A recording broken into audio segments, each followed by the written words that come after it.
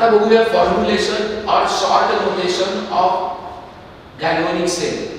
म्हणजे काय करायचं आपल्याला, तर आपल्याला डायग्राम ड्रॉ न करता आता आपल्याला गॅल्व्हॅनिक सेल रिप्रेझेंट करायचं आहे.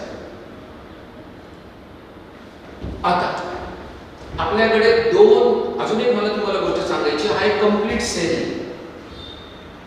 हे मी गॅल्व्हॅनिक सेलचं एक आयडियल एक्झाम्पल घेतलंय. आणि या कंप्लीट सेल मध्ये हा एक पार्ट आहे ज्याला आपण एनोड म्हणून त्याचा उल्लेख करणार आहे की हा इलेक्ट्रोड एनोड आहे आणि हा इलेक्ट्रोड एका सोल्युशन मध्ये डिप केलेला आहे. हा इलेक्ट्रोड त्या सोल्युशन मध्ये डिप केलाय. हा सगळा सेटअप मिळून एक हाफ सेल तयार आहे. हा इलेक्ट्रोड अजून एका सोल्युशन मध्ये डिप केलाय, ते मिळून एक हाफ सेल तयार आहे. म्हणजे हा एक हाफ सेल आणि हा एक हाफ सेल असे दोन्ही मिळून एक सेल तयार आहे. त्याला फुल सेल म्हणू नका फक्त. हा एक हाफ सेल आणि हा एक हाफ सेल असे दोन हाफ सेल मिळून एक सेल तयार आहे. आणि आता जे आपण कन्सेप्ट बघतोय त्या कन्सेप्ट मध्ये आपल्याला हे चेकआउट करायचं आहे की विदाउट ड्रॉइंग डायग्राम आपल्याला सेल लिहिता येऊ शकतो का. म्हणजे दोन हाफ सेलची मी इन्फॉर्मेशन लिहू शकतो का, आणि लिहू शकतो तर ती कशी लिहायची. तर पहिल्या प्रश्नाचं उत्तर हो मी लिहू शकतो. आता दुसऱ्या प्रश्नाचं उत्तर आहे कशी लिहायची. So you go for it. कशी लिहायची ते बघूया.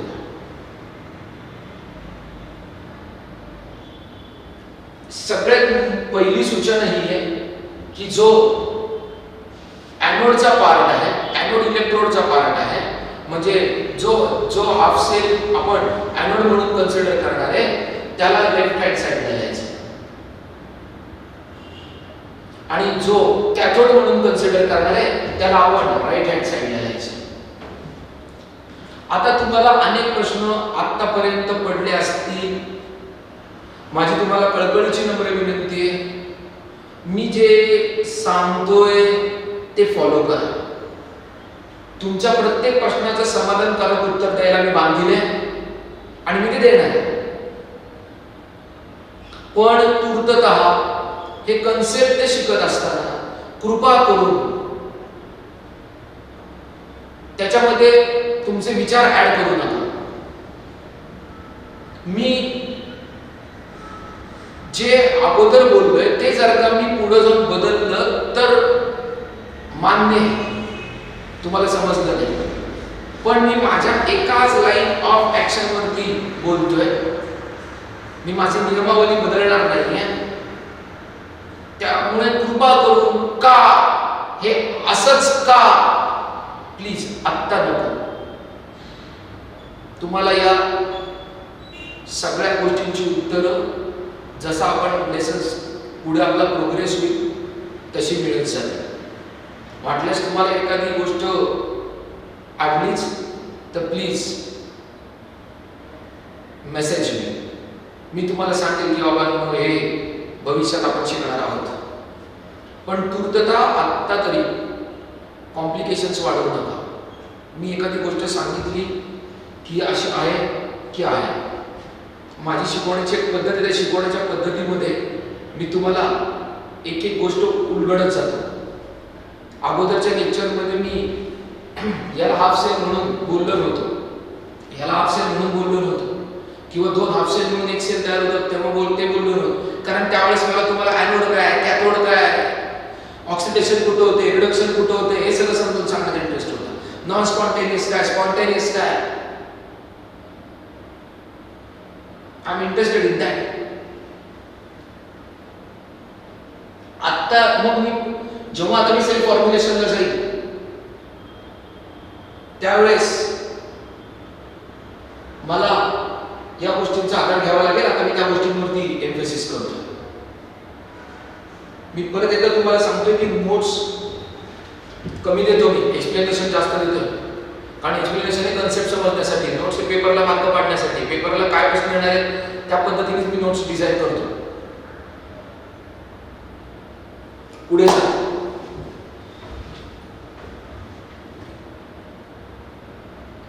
म्हणजे जो हाफ सेल आहे जिथे ऑक्सिडेशन होणार आहे, ज्याला मी एनोड म्हणून संबोधणार आहे, त्याला मी सेल रिप्रेझेंटेशनच्या लेफ्ट हँड साइडला लिहिणार आहे. आणि ज्याला मी कॅथोड म्हणून संबोधणार आहे त्याला मी सेल रिप्रेझेंटेशनच्या राइट हँड साइडला लिहिणार आहे. हा पहिला. म्हणजे anodic part we should have to write on left hand side of the representation और formulation, and cathodic part or cathodic half cell we have to write on the right hand side of the cell representation or cell formulation. हा पहिला नियम आहे. आता जे काही माझा half sale आहे त्यातला जो मेटॅलिक सॉलिड पार्ट आहे त्याला पहिला मान द्यावा, तो पहिले लिहावा. आता मी एनोडिक पार्ट कसा लिहायचा ते सांगतो. म्हणजे एनोड लिहिताना मी लेफ्ट हँड साइडने स्टार्ट करणार आहे. त्यातला एनोड मध्ये कोण आलं तर एनोड मध्ये एक इलेक्ट्रोड आला आणि तो एका सोल्युशन मध्ये डीप केला असा. मग तो इलेक्ट्रोड जर का सॉलिड असेल तर तो सॉलिड पार्ट पहिले मेन्शन करावा. जसं इथे दिसतंय तुम्हाला झिंक इलेक्ट्रोड डायरेक्ट कॉन्टॅक्ट मध्ये कोणाच्या Zn2+ च्या आणि SO4 च्या म्हणजे Zn2+ च्या इनडायरेक्ट कॉन्टॅक्ट मध्ये का डायरेक्ट कॉन्टॅक्ट मध्ये? डायरेक्ट कॉन्टॅक्ट मध्ये. म्हणून सिंगल लाईन ड्रॉ केली आणि दिले डायरेक्ट कॉन्टॅक्ट. मग कुणाच्या डायरेक्ट कॉन्टॅक्ट मध्ये तर Zn2+ च्या डायरेक्ट कॉन्टॅक्ट मध्ये त्याचं कॉन्संट्रेशन किती 1 मोलार ते पण लिहून टाकायचं. म्हणजे सेल हाफ सेल लिहिताना पहिले काय लिहावा म्हणजे एनोड म्हणून हाफ सेल लिहायचा आहे. अजून मी हाफ सेलचं कसं रिप्रेझेंटेशन करायचं ते सांगितलंच नाही. मी आता डायरेक्ट पहिले सेलचं रिप्रेझेंटेशन सांगतो. एखाद्या म्हणायचं उलट सांगायला पाहिजे होतं पण तसं मी केलं नाही. मुद्दाम मी पहिले सेलचं रिप्रेझेंटेशन शिकवतो. उलट शिकवणार आहे. पूर्ण सेलचं रिप्रेझेंटेशन झाल्यानंतर हाफ सेलचं रिप्रेझेंटेशन शिकवणार. आता जेव्हा या झिंक हा Zn2+ च्या डायरेक्ट कॉन्टॅक्ट मध्ये म्हणून सिंगल लाईन ड्रॉ केली. म्हणजे काय काय लिहायचं ते कळलं. पहिला सॉलिड पार्ट जो मेटल आहे त्याचं नाव लिहायचं, त्याचं सिम्बॉल लिहायचं. त्याच्यानंतर तो कुठल्या सोल्युशनच्या कॉन्टॅक्ट मध्ये त्याच्याबद्दलची माहिती द्यायची, त्याचा आयन लिहायचा. तो ऑब्वियसली या मेटलचाच आयन असणार आहे कारण आपली स्कीमच तशी. शक्यतो आपण जे मेटल घेतो त्याचाच आयन वापरतो सोल्युशनला बाजूला. असं होणार नाही मी झिंक इलेक्ट्रोड कॉपर सल्फेट मध्ये डीप केलं. मी परत सांगतो का हे मला माहिती आहे, मी अजून बोललेलो नाही. आता शिकतर we had begin our journey. आपल्याला अजून पुढे जायचं, अजून खूप धडा बाकी, सुरुवातीलाच आहे अजून. म्हणजे झिंकला मी Zn2+ मध्ये डीप केलेलं एवढंच मी सांगितलं. मी Cu2+ मध्ये डीप केलं का नाही. म्हणजे जो मेटल आहे त्या मेटलच्याच आयन मध्ये मी डीप केलेलं आहे. म्हणजे मी झिंकला त्याच्याच मेटल आयन मध्ये डीप केलं, त्याचं कॉन्संट्रेशन दिलं. आताच्या आपल्या पुस्तकामध्ये ते ॲक्युएस दिलं नाही. जुन्या काही पुस्तकांमध्ये ॲक्युएस पण लिहायचं कारण ते सोल्युशन ॲक्युएस आहे आणि त्याचं कॉन्संट्रेशन दिलेलं आहे 1 मोलार. पुढे जाऊ. आता हा एक हाफ सेल झाला आणि आता दुसऱ्या बाजूला एक हाफ सेल आहे. हा हाफ सेल अजून शिकवलेला नाही. नजदीकच्या लेक्चर मध्ये आपण त्याच्यावरती नक्की चर्चा करू. पण हा अजून एक हाफ सेल आहे. पण या हाफ सेल मध्ये आणि या हाफ सेल मध्ये कुठेतरी सॉल्ट ब्रिज येणार आहे. सॉल्ट ब्रिज येणार आहे म्हणजे डायरेक्ट कॉन्टॅक्ट आहे का इनडायरेक्ट कॉन्टॅक्ट आहे? इनडायरेक्ट कॉन्टॅक्ट आहे. म्हणून मी सिंगल लाईन दाखवले का डबल लाईन? Double line. म्हणजे सिंगल लाईन असेल तर डायरेक्ट कॉन्टॅक्ट, डबल लाईन असेल तर इनडायरेक्ट कॉन्टॅक्ट.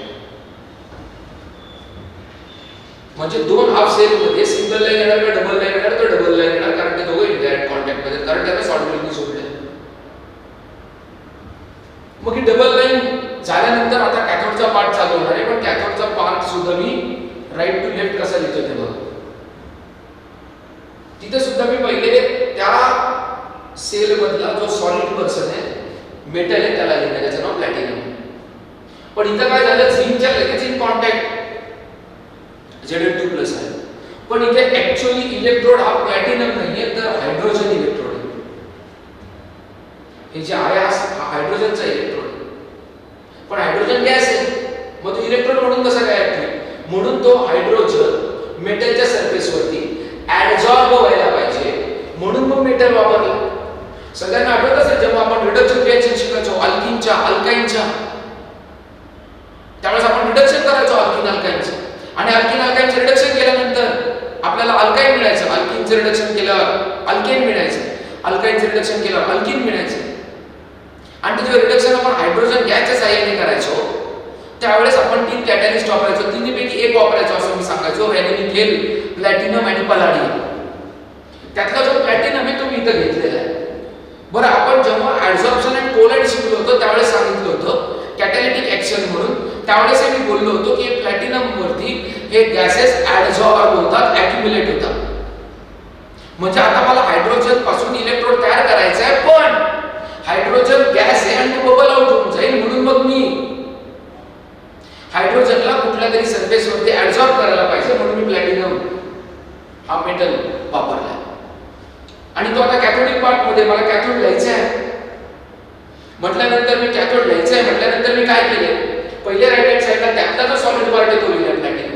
मग त्याच्या आतमध्ये मी गॅस कंपोनंटला भाग की गॅस कंपोनंटची जागा ठेवली. पण प्लॅटिनम सॉलिड पार्ट आणि गॅसेस पार्ट एकमेकांच्या डायरेक्ट कॉन्टॅक्ट मध्ये म्हणून त्यांच्यामध्ये सिग्नल लाईन. त्यानंतर हायड्रोजन गॅस म्हणून गॅस दिले, 1 ॲटमॉस्फिअर त्याचं प्रेशर हे पण दिलं पाहिजे ब्रॅकेटमध्ये.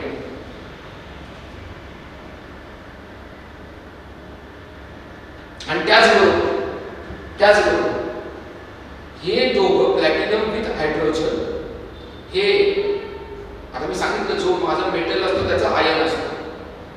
ओके, जो इलेक्ट्रोड आहे त्याचा आयन आहे. मग आता हायड्रोजन इलेक्ट्रोड आहे पण त्याचा आयन आहे, कोण आहे H+. त्याचं कॉन्सन्ट्रेशन दिलेलं होतं.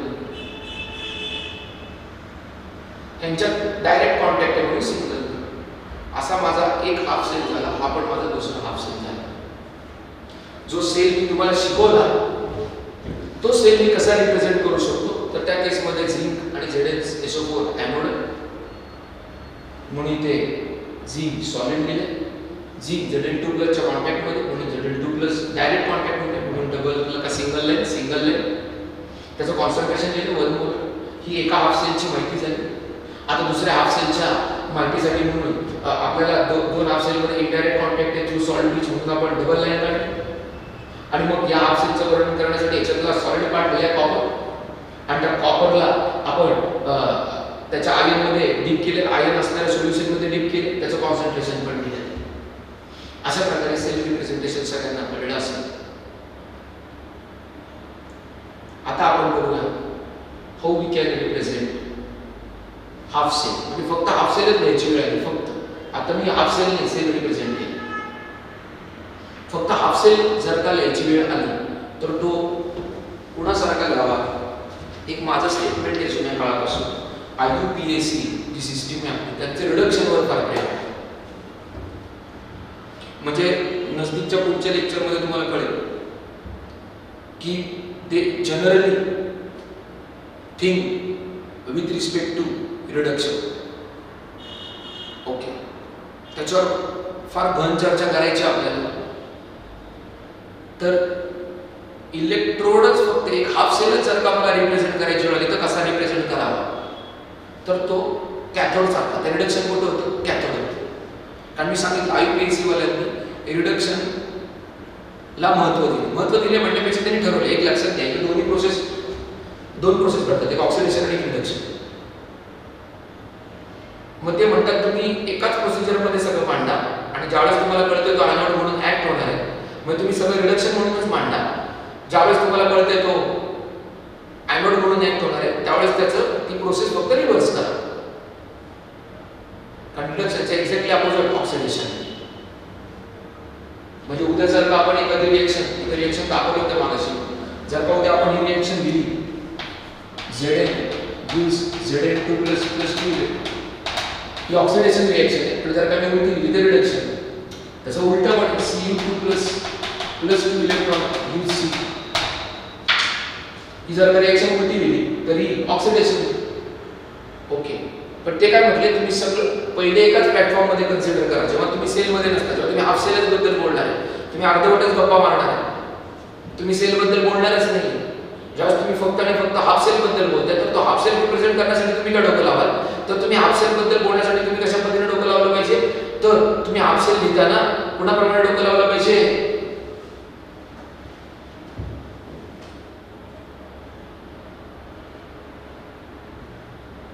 रिडक्शन प्रमाणे डोकं लावलं पाहिजे. मग रिडक्शन म्हणजे कुठलं, कॅथोड ते म्हणजे असायचं. म्हणजे उद्या जर का मला फक्त झिंक आणि झिंक एखादा माणूस आला मला त्याने zinc deep in zinc sulphate सांगितलं, नुसता झिंक इन झिंक सल्फेट आलं तर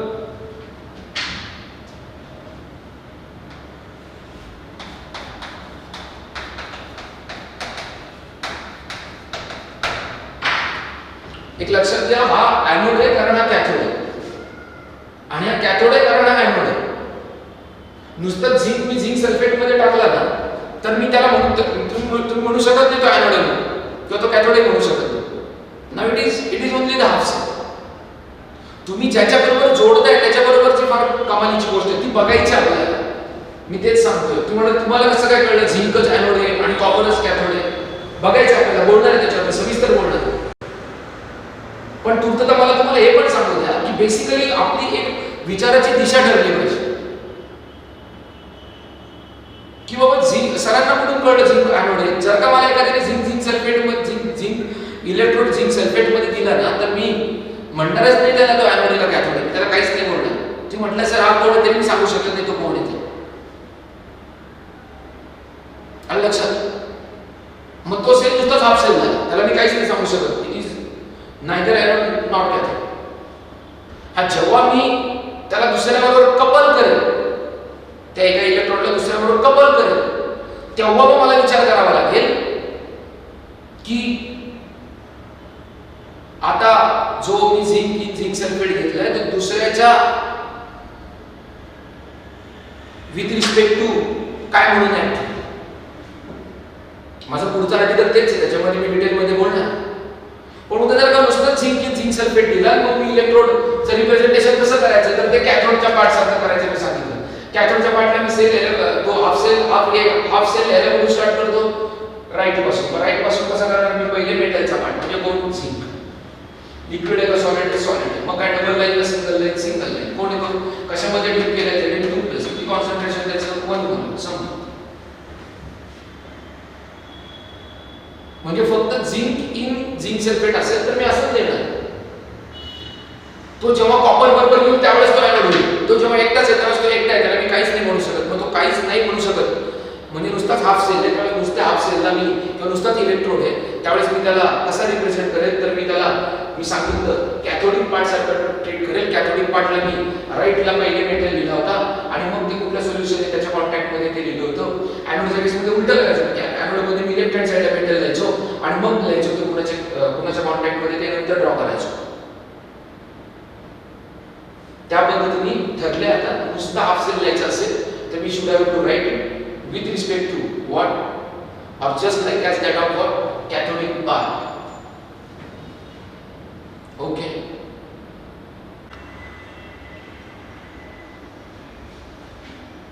आता पुढचं आर्टिकल शिकवायच्या आधी मी तुम्हाला डिस्चार्जिंग ऑफ व्होल्टाइक सेल आणि रिचार्जिंग ऑफ व्होल्टाइक सेल बद्दल माहिती देतो. मी परत एकदा नमूद करतोय की हा लेसन घेण्याची माझी वेगळी पद्धत आहे. प्लीज तुम्ही जर का सोल्युशन आणि पोलॅरिटी बघितला तर मी ॲज पर टेक्स्ट जिथं टेक्स्ट मध्ये आर्टिकल जे चालू झाले तेच आर्टिकल बोर्डवर असायचं, ते सिक्वेन्स मध्ये मी ते आर्टिकल घेतले. पण जेव्हा आता मी इलेक्ट्रोकेमिस्ट्रीचा विचार करतोय त्यावेळेस जर का एखाद्याने पुस्तक निहाळलं ऑब्झर्व केलं तर कदाचित पुस्तकातले जे आर्टिकल्स आहेत कदाचित नाही आर्टिकल्स मॅचच होणार नाहीत. ओके, मी वेगळ्या सिक्वेन्समध्ये शिकवतो. मी पहिले तुम्हाला इलेक्ट्रोलिटिक सेल आणि गॅल्व्हॅनिक सेल मध्ये डिफरन्स काय ते सांगितलं. नंतर गॅल्व्हॅनिक सेलचा अजून डिटेलमध्ये अभ्यास काही नंतरच्या लेक्चरमध्ये आपण केला. त्यातनं सॉल्ट ब्रिजचं महत्त्व सांगायचा प्रयत्न केला. त्यानंतर सॉल्ट ब्रिज का पाहिजे ते सांगितलं. मग सॉल्ट ब्रिज तयार केला. मग सॉल्ट ब्रिज तयार केल्यानंतर सॉल्ट ब्रिज तयार करून तो वापरला कसा आणि त्याचं महत्त्व काय ते पण आपण एक्सप्लेन केलं. हे सगळं झाल्यानंतर मग मी फॉर्म्युलेशन वरती आलो की मी तुम्हाला सांगायला लागलो की सेल ड्रॉ न करता सुद्धा आपल्याला सेल रिप्रेझेंट करता यायला पाहिजे. मग आपण सेल रिप्रेझेंटेशन बघितलं, इलेक्ट्रोड रिप्रेझेंटेशन बघितलं, त्याच्यामध्ये काही महत्त्वाचे स्टेटमेंट सुद्धा मी सांगितले की IUPAC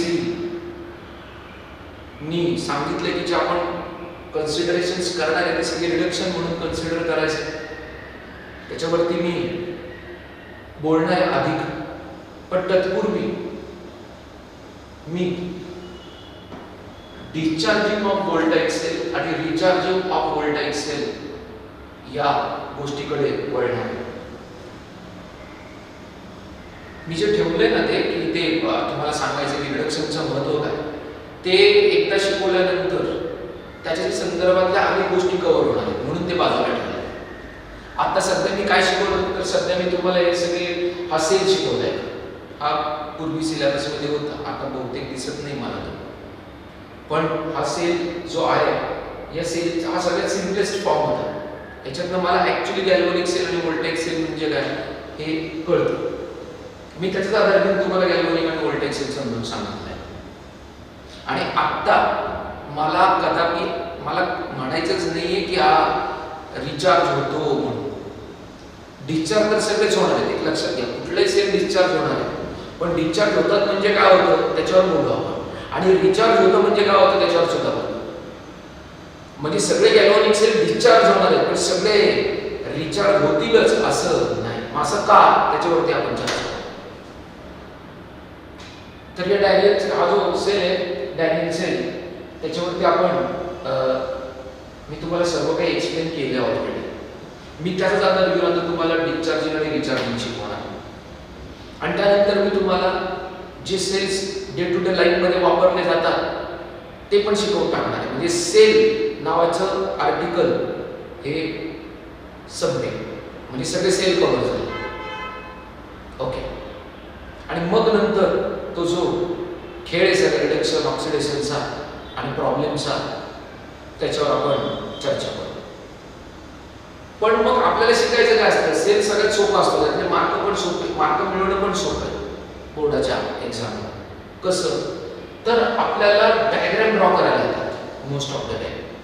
म्हणजे या सेलवरती कालपासून मी बोलतोय तर प्रत्येक वेळेस मी डायग्राम ड्रॉ करतो.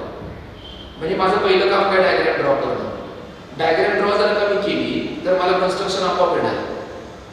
म्हणजे डायग्राम ड्रॉ करणं it is associated with construction.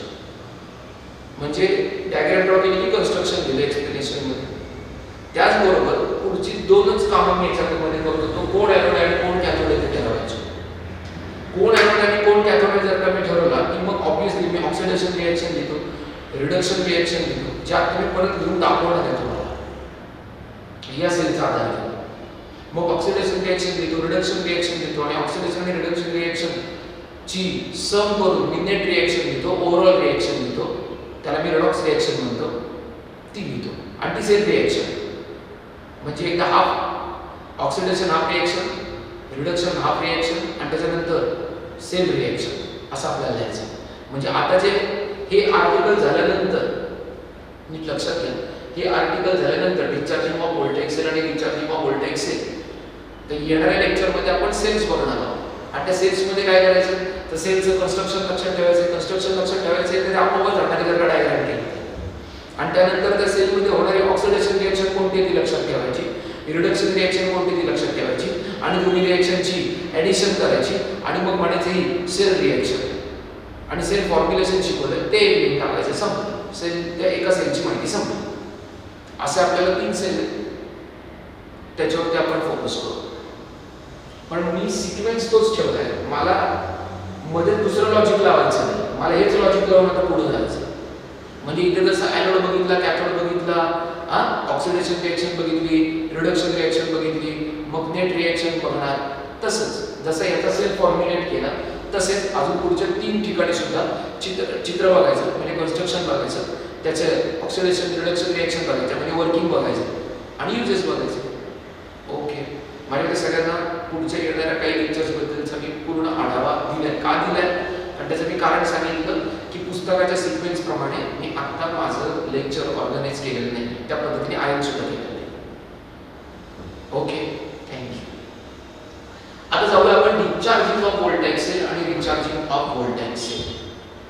सगळ्यांना माहिती आहे हा आपला आवडता सेल आहे आणि ही जी रिएक्शन आहे ही आता मार्क करून घेऊया. ही रिडक्शन रिएक्शन आहे, ऑक्सिडेशन आहे. फॉरवर्ड साइड इलेक्ट्रॉन दिसतात ते म्हटलं मी ऑक्सिडेशन रिएक्शन आणि ही रिडक्शन रिएक्शन. म्हणजे oxidation half reaction, reduction half reaction आणि मग दोन्ही रिएक्शनची ॲडिशन केलं टू इलेक्ट्रॉन होतील कॅन्सल आणि आपल्याला अशा पद्धतीने Zn2 plus Cu2 Zn plus Cu2 plus gives Zn2 plus Cu copper zinc ion plus copper. अशा पद्धतीने ही जी मेरी सेल रिएक्शन. आता मी तुम्हाला सांगितलं सेल सगळेच सेल डिस्चार्ज होणार आहेत पण काही सेल डिस्चार्ज होतील. आता डिस्चार्ज होणं म्हणजे काय तर हे जे माझे स्टार्टिंग मटेरियल आहे ते संपणं थोडक्यात. म्हणजे हे सगळी प्रोसेस मी सांगितली गॅल्व्हॅनिक सेलमध्ये स्पॉन्टेनियस प्रोसेस आहे आणि जर का स्पॉन्टेनियस प्रोसेस असेल तर सगळं ऑटोमॅटिक होणार आहे आणि सगळं ऑटोमॅटिक होणार आहे म्हटल्यानंतर इथं काय आपल्याला जाऊन झिंकला धक्का नाही द्यायचा. हे इलेक्ट्रॉन सोडून झिंक स्वतःहून 2 इलेक्ट्रॉन ठेवणार आहे आणि Zn2+ म्हणून उडी मारणार आहे. हे इलेक्ट्रॉन स्वतःहून एक्सटर्नल सर्किटमधनं इकडे कॉपर कॅथोडच्या जो कॅथोड आहे जो आपला कॉपर इलेक्ट्रोड त्याच्या कंपार्टमेंटमध्ये येणार आहे आणि त्या कंटेनरमध्ये जे Cu2+ आहेत ते 2 इलेक्ट्रॉन ऍक्सेप्ट करून रिडक्शन करून Cu म्हणून डिपॉझिट होणार आहे. आपण इथं कुठेतरी बल्ब लावलेला असतो त्यामुळे तो बल्ब दिसतो. लाईट लागला म्हणजे करंट फ्लो झाला म्हणजे ॲनोड मधून इलेक्ट्रॉन फ्लो झाले कॅथोडकडे असं आपण बोलतो. कुठून इंटरनल सर्किट मधून का एक्सटर्नल सर्किट मधून. ओके मग सेल डिस्चार्ज झाला म्हणजे काय झालं तर सेल डिस्चार्ज झाला म्हणजे झिंक संपला. आता जर का उद्या झिंक मेटल मधून झिंक जर का कंटेनर मध्ये आलेच नाही Zn2+ म्हणून तर इथं वरती 2 इलेक्ट्रॉन सोडले जाणार नाहीत. एक्सटर्नल सर्किट मधनं फ्लोच नाही होणार आणि एक्सटर्नल सर्किट मधनं फ्लो नाही झाला तर करंट आपण म्हणणारच नाही की दिला या सगळ्या सेटअपने आपल्याला व्होल्टाइक सेल. कारण व्होल्टाइक सेलचं कामच आहे मी सांगितलं कन्झम्पशन ऑफ इलेक्ट्रिसिटी का जनरेशन ऑफ इलेक्ट्रिसिटी तर जनरेशन ऑफ इलेक्ट्रिसिटी. ओके किंवा इथलं Cu2+ संपलं डिपॉझिट होऊन तर मग काय करायचं कारण या बाजूला सुद्धा इलेक्ट्रॉनचं प्रमाण वाढायचं. कुठेतरी एका लेवलला पोटेन्शियल सेम होईल आणि करंट फ्लो व्हायचा. इकडे पण निगेटिव्ह चार्ज आहे इकडे पण निगेटिव्ह चार्ज आहे. कुठेतरी पोटेन्शियल डिस्टर्ब होईल सिस्टम डिस्टर्ब होईल. म्हणजे आपण जे रिएक्शन मधले जे हे सगळं जे करंट जो जनरेट झाला तो या 2 रिएक्शन मुळे जनरेट झाला. हे तर पहिले मान्य करू. एका स्टेप मध्ये इलेक्ट्रॉन सोडले गेले दुसऱ्या कंटेनर मध्ये इलेक्ट्रॉन ऍक्सेप्ट केले गेले आणि ही सगळं प्रोसेस होत असताना याने सोडून याने ऍक्सेप्ट होत असताना मधली जी सगळी असेंब्ली किंवा सेटअप आहे त्या सेटअप मध्ये कुठेतरी इलेक्ट्रॉन फ्लो झाल्यामुळे आपण म्हणतो करंट फ्लो झाला. पण हे जर का उद्या रिएक्शनच घडलं नाही तर सेल बंद पडेल ऑब्व्हियसली. म्हणजे नीट ऐका नीट ऐका. डिस्चार्जिंग होणे म्हणजे काय होणे तर केमिकल्स काय होते कंझ्युम इलेक्ट्रिसिटी जनरेट करता करता आपलं जे सेल मधले जे केमिकल्स आहेत ते कंझ्युम होतील ते एक्झॉस्ट होतील ते संपतील आणि ते संपल्यामुळे आपण म्हणू की सेल काय झाला डिस्चार्ज.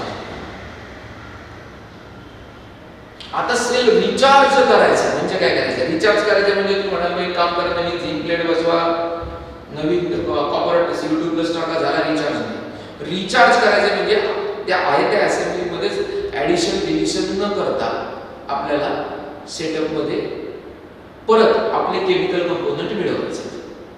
म्हणजे काय जर मी सांगतोय बरं का मी हे सगळ्यात सोपं आहे म्हणून या रिएक्शनचा आधार घेऊन सांगतोय परत निक्षून सांगतोय.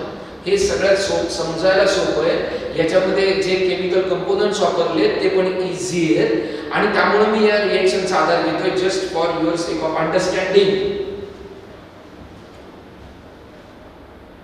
तुम्हाला समजावं म्हणून मी रिएक्शनचा आधार घेतो.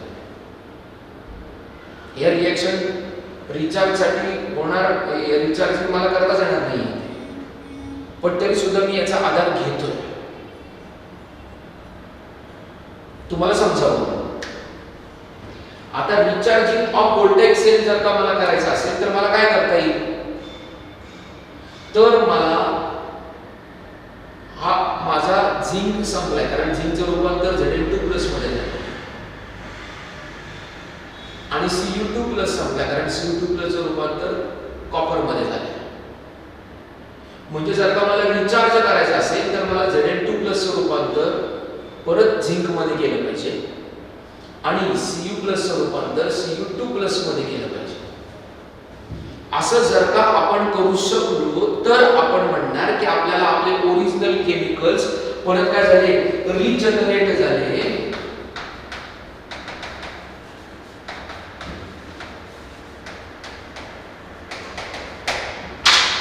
तर मी म्हणणार काय, रिचार्जिंग ऑफ व्होल्टेज सेल. ते करायचं ते कसं ते बघू, नॉट टू. म्हणजे जो मार्ग सांगितलं सेल बंद का पडेल, केमिकल कंझ्युम झाले कशामध्ये, डिस्चार्जिंग मध्ये. मध्ये काय झालं, Cu2+ Cu मध्ये झाले, Zn2+ मध्ये झाले. म्हणजे जर का मला इलेक्ट्रिसिटी तयार करायची असेल, मला इलेक्ट्रिसिटी तयार करायची असेल, मला इलेक्ट्रिसिटी तयार करायची असेल, मला इलेक्ट्रिसिटी तयार करायची असेल तर सेल काय व्हायला पाहिजे, डिस्चार्ज व्हायला पाहिजे.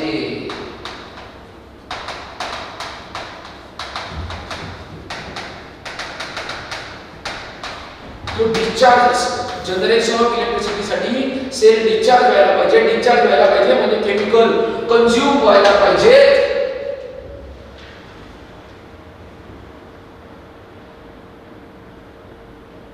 केमिकल्स कंझ्युम व्हायला पाहिजे आणि केमिकल्स कंझ्युम संपले तर तो सेल थांबतो, तो संपला असं आपण म्हणू. आता रिचार्जिंग वर चर्चा करूया. तत्पूर्वी एकदा ऑब्झर्व करा, रिचार्जिंग वर अजून एकदा बोलणारे बोला बघा.